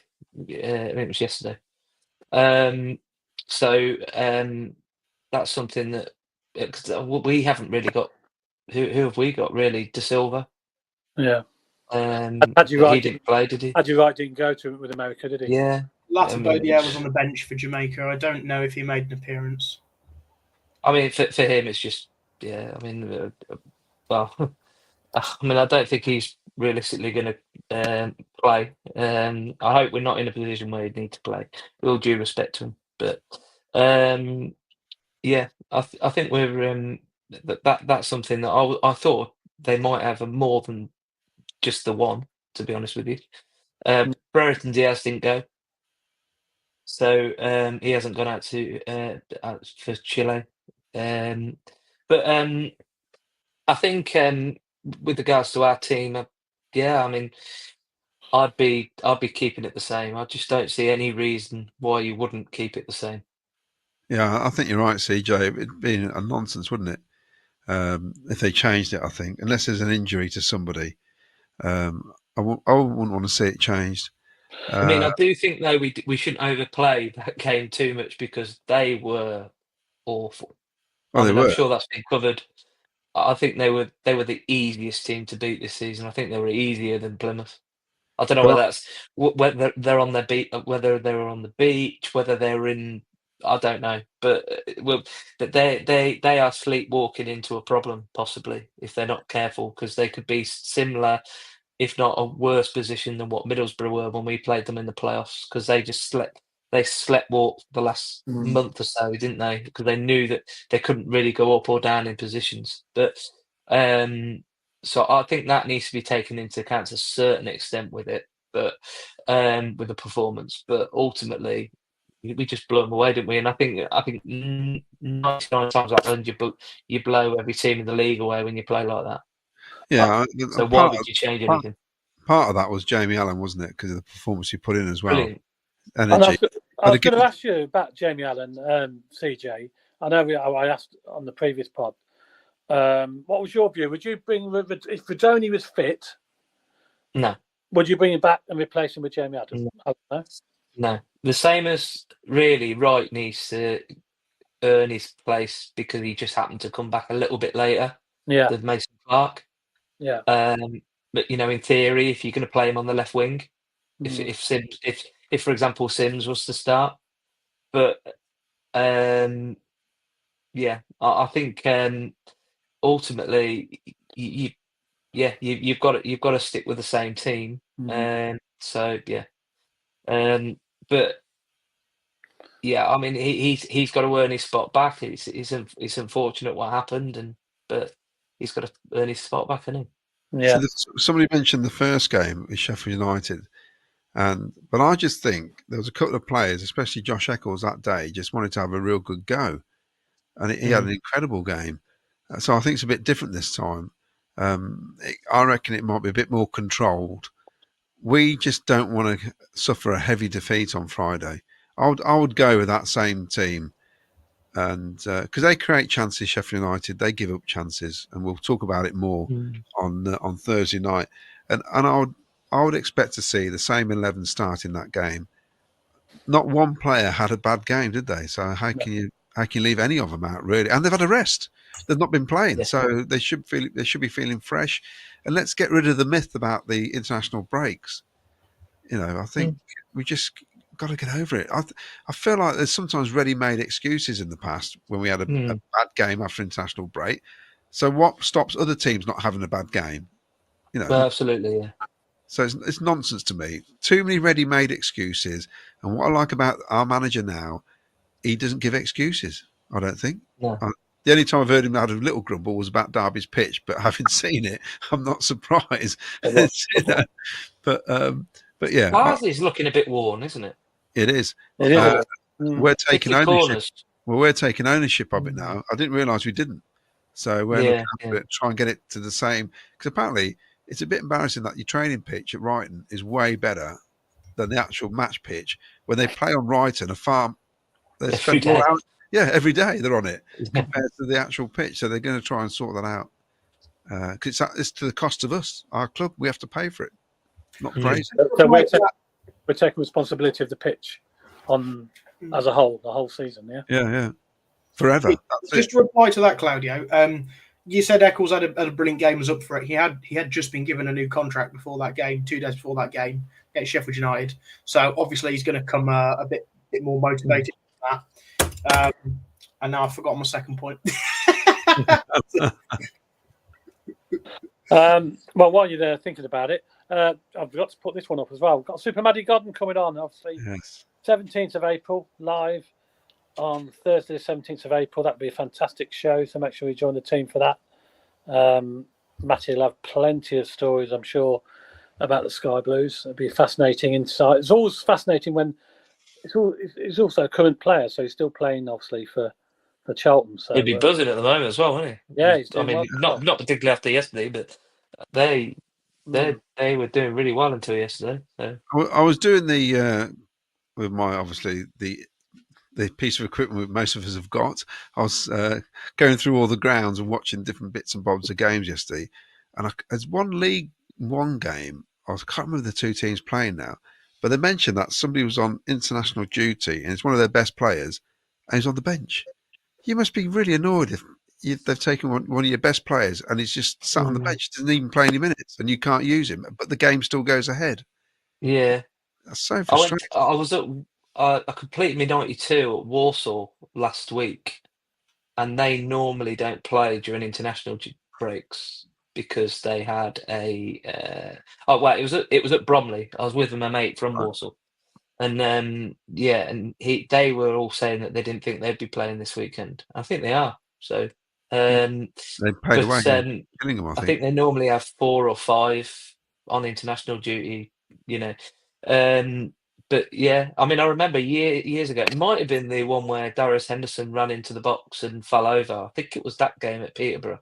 That, because it's on telly, I'm sure that game we had like 5 called up. Yeah. And we could have got it called off, but we didn't. And I don't know. I still don't know now why we didn't. To be honest with you, wasn't that Good Friday, and wouldn't we then have had a horrendous fixture congestion after the Good Friday? Possibly, yeah. But it was just it depleted. I think we had 3 or 4 starters that couldn't play. So yeah, but yeah. So I think yeah, I agree, Claudio, to an extent with the players that aren't playing for their countries and so on. But you got to look at it sometimes. And think you can bring on 5 subs and start 11. So and you've got a squad of 26. So in theory, there's going to be 10 players that don't play in one particular game. But you'd hope if a player went out that he's going to get some minutes at some point in one of the 2 games. Mark Rainbow, keep the same starting 11. If anyone does come back in, it'll be Rodoni for Tor. Rich T says Which same would be team. massively harsh, wouldn't it? I know. Same team, Rodoni on bench. Boo Boo Bidwell. Anyone know why Lorna stopped doing the BBC Fancast? She was quite good at it. And the banter with the fans was good the year we got to the playoffs. It's probably because if you're a fan going on, it doesn't cost them anything. I suppose it's classed as overtime if you're working for the BBC. Hi, Craig. Oh, that's a message to Craig from Paul Stratton. Mark Reed says, the players should be motivated by Wilder's comments after the last game against us, i.e. players not turning up for MR. Yeah, he deflected their performance by having a go at us for trying, which is the most bizarre thing ever, really. Wayne Go says, Bissett scores off the bench against Sheffield United. Paul Stratton, Craig, are you going to Portsmouth? No, you are still living the dream. I don't know what is going on about Craig. Craig Robinson says, if we go up, do we go and try and buy the CBS from Ashley? I don't think Doug King's interested. What do you reckon, Jack, from that meeting? I don't know. I think he's interested enough. I just don't think he's willing to open negotiations with Ashley. I don't know if there's been a bit of a sour relationship between Doug and Ashley. Clearly, from a professional point of view, it's working at the moment and it's feasible. But I don't know whether Doug was really upset that Ashley got the stadium 2 years ago, 2.5 years ago. Doug missed out, and then Ashley's just gone, well, I'm not selling it, I've just bought it. So I don't know if there's a bit of that like beef between Doug and Ashley. Doug he tells us he's open to buying it, but he doesn't know whether Ashley and co are open to selling it. So that's the difference. It's not really Ashley anymore, is it? It's son-in-law basically that runs the show, yeah. Yeah, but when he spoke to us, he said he's talking to the people, not at sort of this level, that level. So he's talking to, we know who he's talking to. But we've paid for the safe standing. We've paid for anything inside the ground. We're paying for outside the ground. We're paying for the pitch. I think it's getting to the stage where we'll be saying, hold on a minute, where's paying to rent the place? You know, if I rent a place, a house, say, I expect the guy who owns the house to do the repair works. You know, if I've got a leaking roof, I should be paying for the leaking roof. And it's almost like, I feel like he's waiting for all the repairs to be done before we go, right, we'll buy the stadium now. Because he had a 15 million repair bill, didn't he, when he took it over? Yeah. Which shows how bad, like the casino. I read up a little bit on it, and the casino, if there was a fire drill or all the lights went out, there's literally no emergency lighting. It don't work. Right. Which is staggering, really, to think if you've been in that casino and you think you're underground, and you've basically got to get up escalators. So it's properly dangerous to think. You know, it was in that poor state. You look at the metalwork. They're green. The white, all the white structures are all green. You know, it's been that poorly looked after under the previous horrible lot that had it. And probably even before that. They cheesed off about the shadowing on the side of the stadium where you can still see the imprint of the rugby club and things like that. There's things that they know they've got to sort out. And it just looks massive. I mean, I get annoyed with that, but I also look at it and think, oh, yeah, they're not here anymore. True. You know? And also, if we do, imagine if we go up, I mean, this is like pie in the sky maybe, but because of the location, there's never ever going to be any problems with expanding that stadium, because it was originally meant to be 40,000 when the plans went in the 90s. You know, there's nothing to stop that stadium being bigger because it's not going to impact anything. The issue they would have is behind the north. The east it's the east end, isn't it? Opposite the benches, because there's not a lot behind there. There's that road, effectively, isn't it? Then it's Network Rails land. That would be a bit of an issue, but they could do like what Liverpool have done, and Sunderland is like it as well. Obviously, Sunderland was built like it in the first place, but you walk underneath the stand as you walk around it, and Old Trafford is similar. Liverpool is similar, so they could do that. I would imagine that's the only way they could get around that. Is effectively just build over the top of that road, and it'd just have to be a walkway. It wouldn't be able to be a road anymore. So they'd have to work on that. I don't know how it would work behind the on the bench side as well, but that's already got a second tier on in theory anyway, isn't it? But yeah, it needs obviously it'd be help parking, getting out of the ground. Yeah. Imagine another 10,000 on top of what's already there. That's a nightmare now. Never mind now. And also, it'd be close to 6 hours rather than the roads would be. Rather than, I mean, Burnley, are we going to get another 30,000 plus crowd as well? That'd be 3 in a row. That'd be amazing, wouldn't it? That's the season. Yeah, I think so. Yeah, if we get a decent result on Friday, it's going to be buzzing. I'm really looking forward to Friday. Decent company, and it's just I don't know what's going to happen for the 90 minutes when we're playing, but before and after be all right. Am I any decent company now, Claudio? Yeah, you just unless you turn up the pub, then you're all right company. I don't know what's better, decent or all right.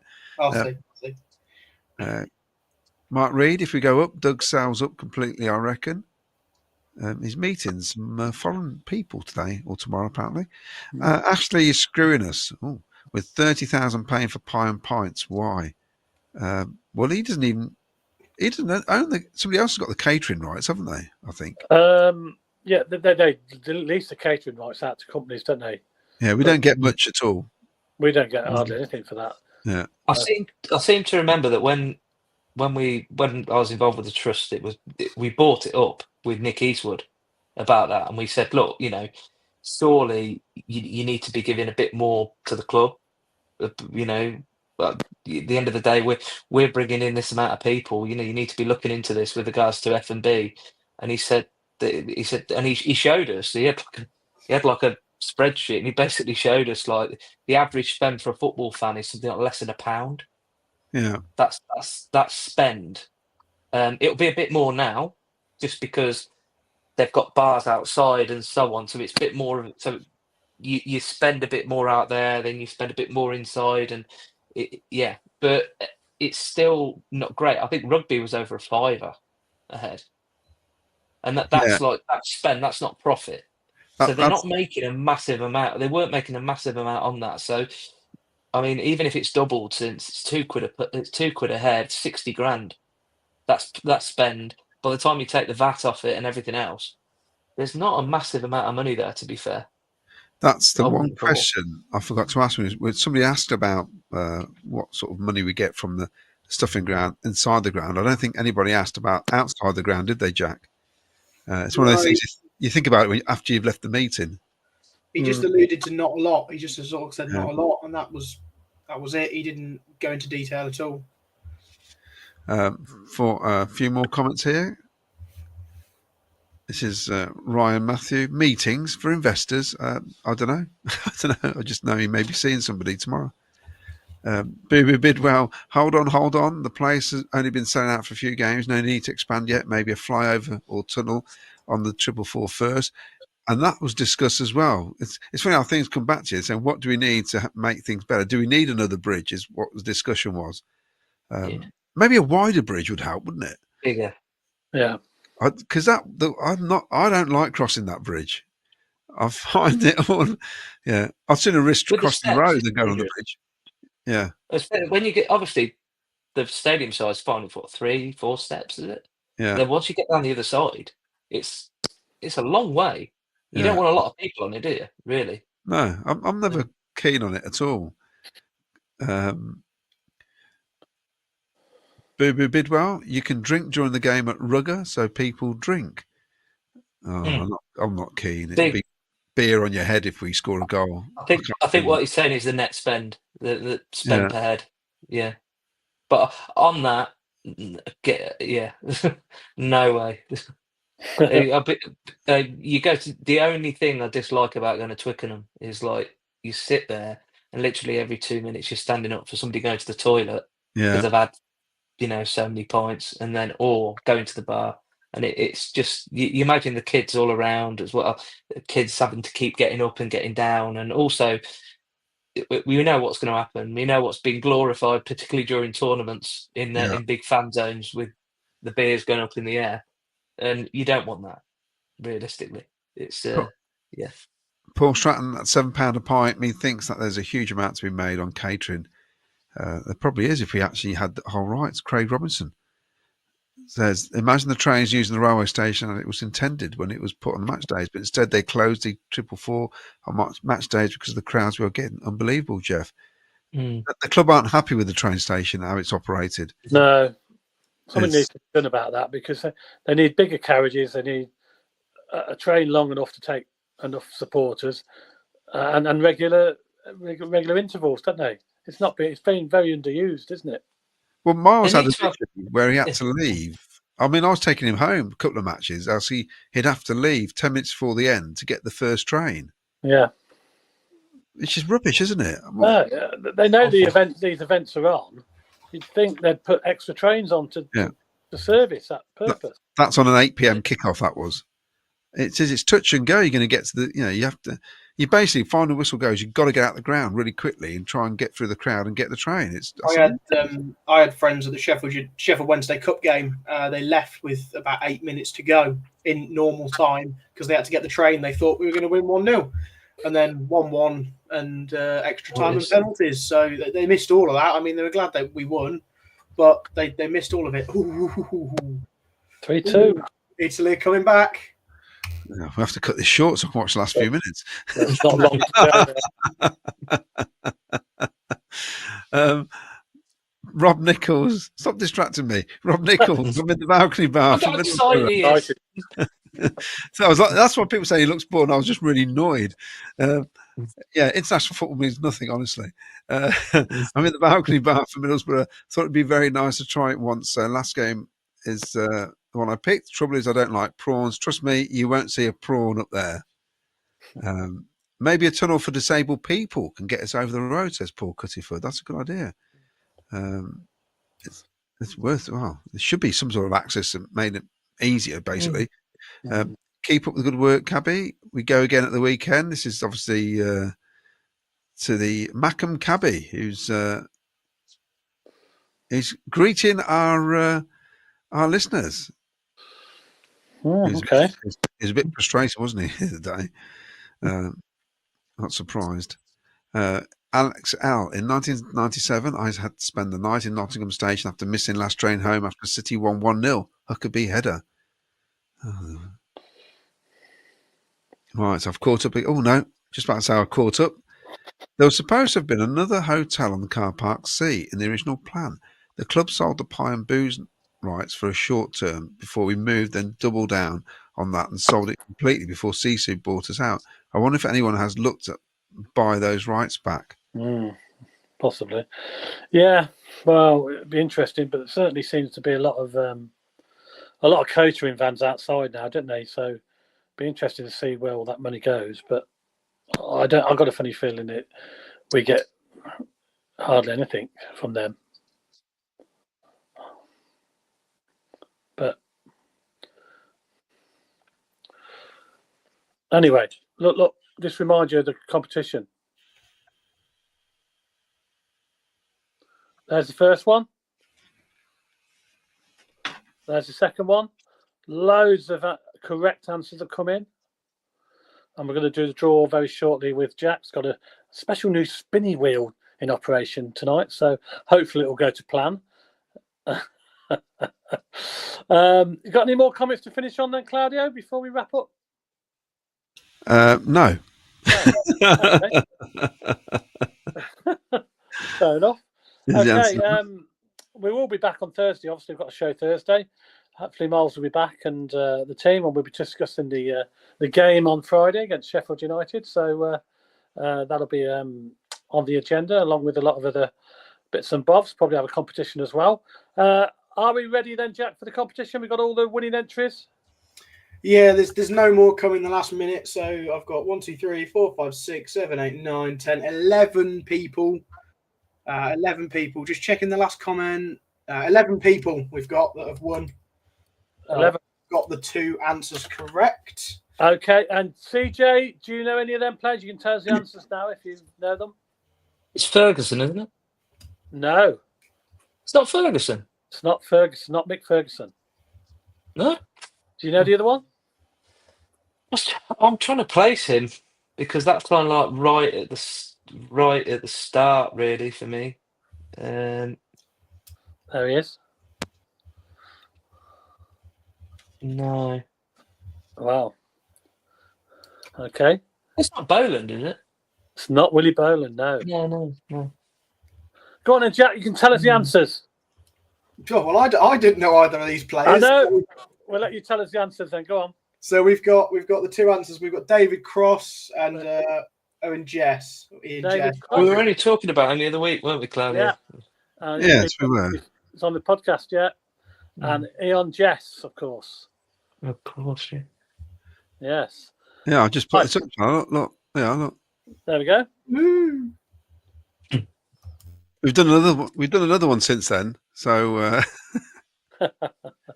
well, you can always listen back on Spotify now, can't you? that's true. That's They're true. all on there. Right, Jack. All on there, aren't you, Jack? They're all on Spotify, aren't they?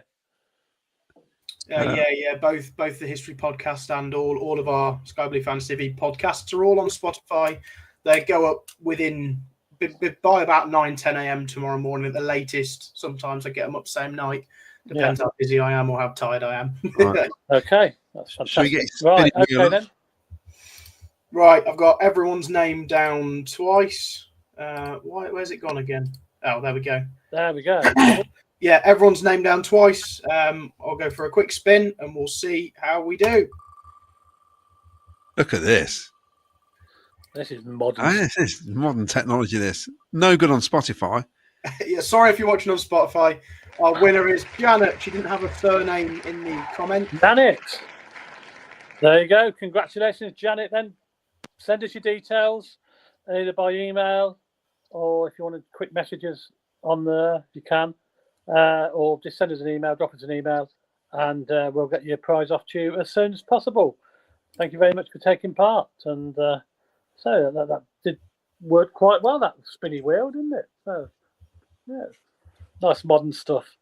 That's about it then. We'll wrap up there, I think. CJ, enjoy the Latvia game on Monday night. I'm sure you will. Try to. What's your score prediction there?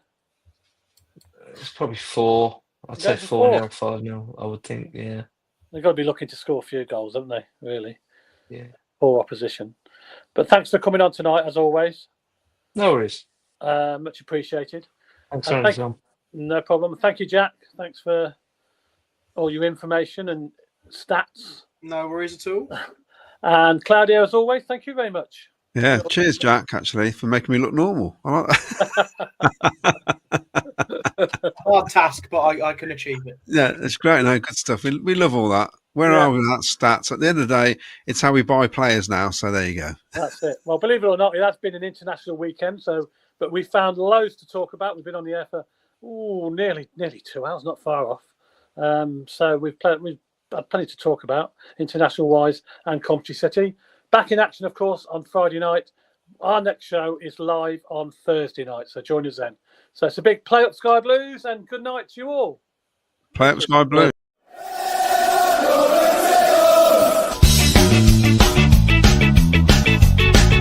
Sky Blues.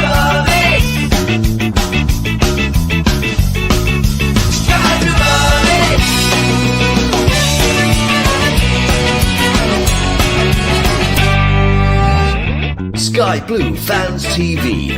For the fans, by the fans.